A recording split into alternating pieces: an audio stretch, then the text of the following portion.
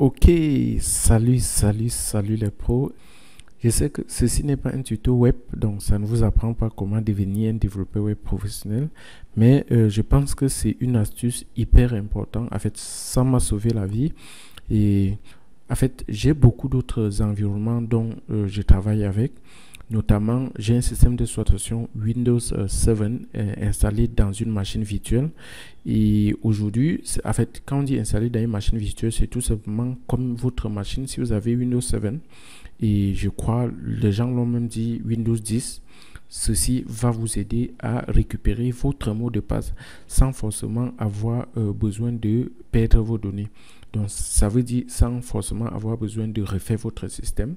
Du genre, vous êtes arrivé, peut-être après un bout de temps, vous avez oublié votre mot de passe ou quelqu'un a modifié votre mot de passe ou quoi, je ne sais.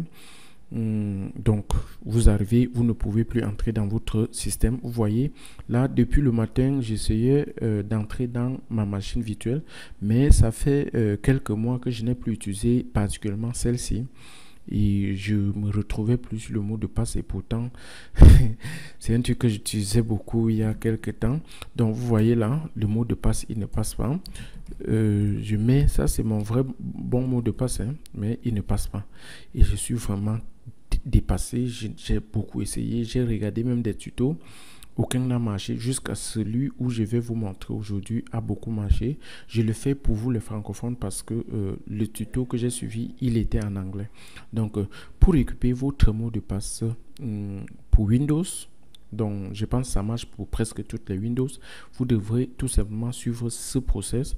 Donc il va falloir redémarrer votre machine. Donc redémarrer là normalement et dès qu'il va lancer, encore pas le démarrage, dès que le logo de Windows va s'afficher, dès que le logo de Windows s'affiche lors du démarrage, vous brusquez, donc vous éteignez brusquement la machine, donc vous appuyez sur le bouton démarrage par force et vous maintenez pour que ça s'éteigne. Ça doit se faire exactement le temps que le logo de Windows qui est en train de démarrer là s'est affiché jusqu'à ce que ça disparaisse. Donc en fait, je vais simuler pour que vous voyez. Et si vous réussissez à le faire, la suite va vous permettre de récupérer votre mot de passe comme un bonjour. Donc voilà, je vais utiliser quelque chose ici que j'ai appelé Task Manager. Vous savez, je suis en train d'exécuter ceci dans une machine virtuelle. Donc je ne le fais pas avec les boutons même. Donc je ne peux pas appuyer sur le bouton. Mais par contre, je peux arrêter la tâche brusquement à partir d'ici. Pour ceux qui se demandent comment faire pour ouvrir le Task Manager, vous cliquez juste sur la barre de tâches de votre machine et puis vous cliquez sur Task Manager comme ceci et la petite fenêtre ici va s'ouvrir. Voilà, c'est bon. Donc avec ça, je vais pouvoir facilement arrêter ma machine virtuelle, qui veut dire arrêter ma machine comme si vous aviez appuyé sur le bouton arrêt en brusque. Donc je viens de lancer le redémarrage, je dois être très près, donc je fais juste un clic droit là, observez.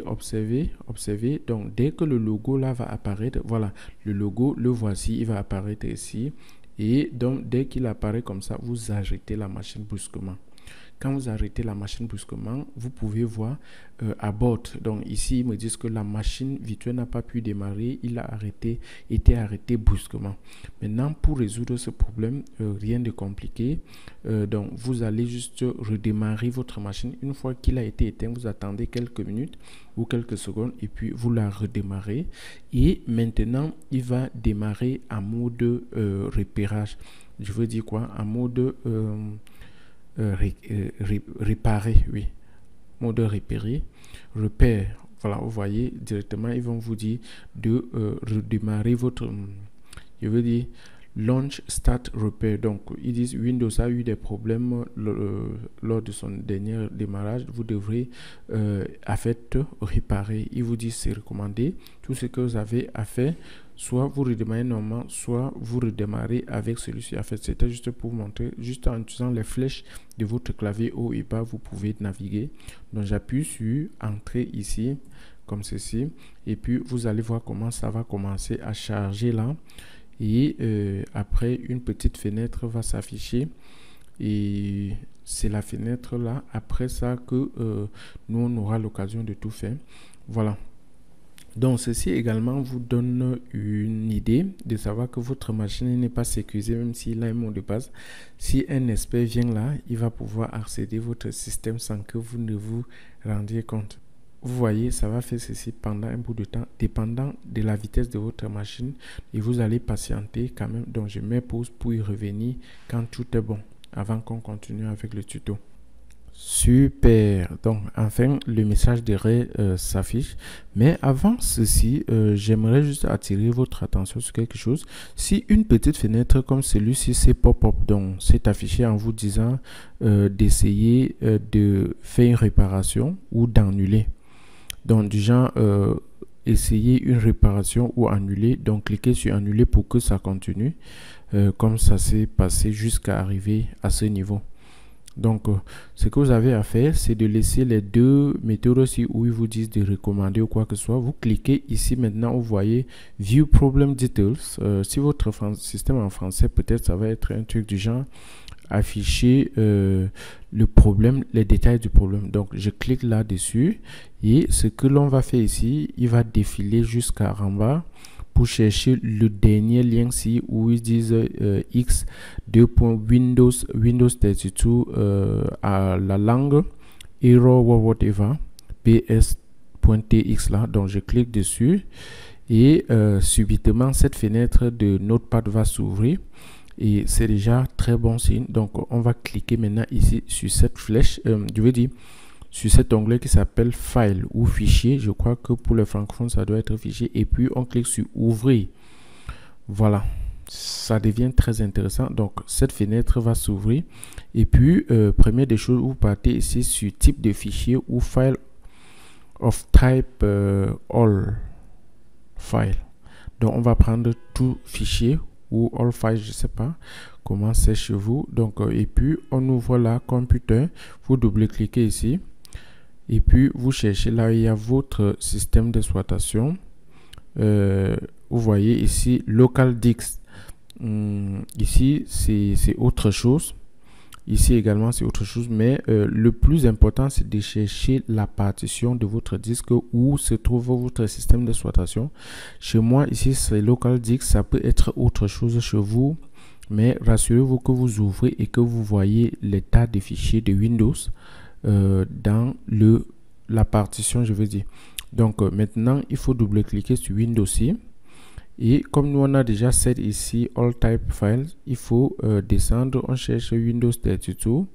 C'est aussi quelque part en bas, non je veux dire System 32, System 32, vous double-cliquez et voilà, il va falloir descendre, commencer à descendre et chercher CMD d'abord.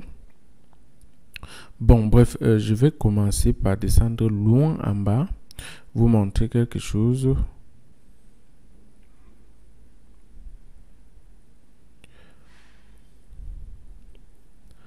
Désolé si ça perd trop de temps, hein. Voilà, il s'agit en fait de ce fichier.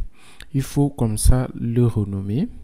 Donc, vous faites soit un clic droit pour rename, soit vous faites autre chose. Donc vous pouvez juste mettre un tiret alt pour dire l'ancien. Vous voyez, vous appuyez sur entrée.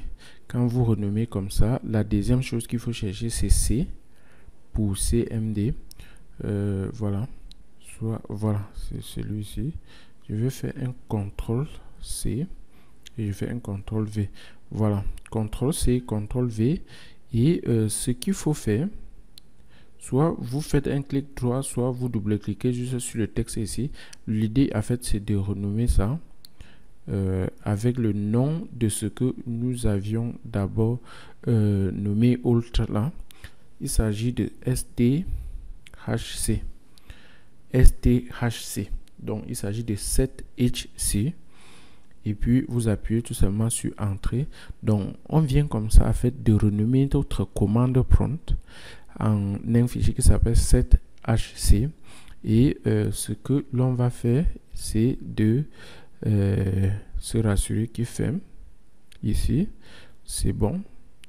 On ferme aussi ici. Ici, on va renvoyer ici. On ferme aussi ici. Et puis, on clique sur Finish. Voilà. Ce qui se passe, c'est que on peut redémarrer notre système maintenant. Et là, ça va donner quoi? Ça va démarrer et puis on aura la possibilité d'accéder au terminal.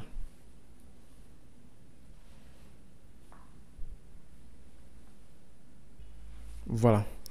Comme votre machine a démarré là, parce que après le démarrage, ce qu'il faut faire, c'est de appuyer sur la touche Shift 5 fois. Sur la touche Shift 5 fois.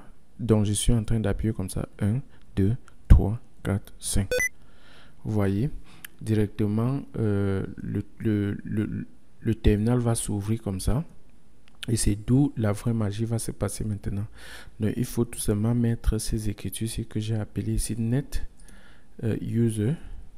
Si vous connaissez déjà l'utilisateur, c'est bon. Mais je connais déjà l'utilisateur, mais je mets quand même Net User. Donc, quand je mets là, vous pouvez voir mes différents utilisateurs. Il y a un utilisateur qui s'appelle Admin.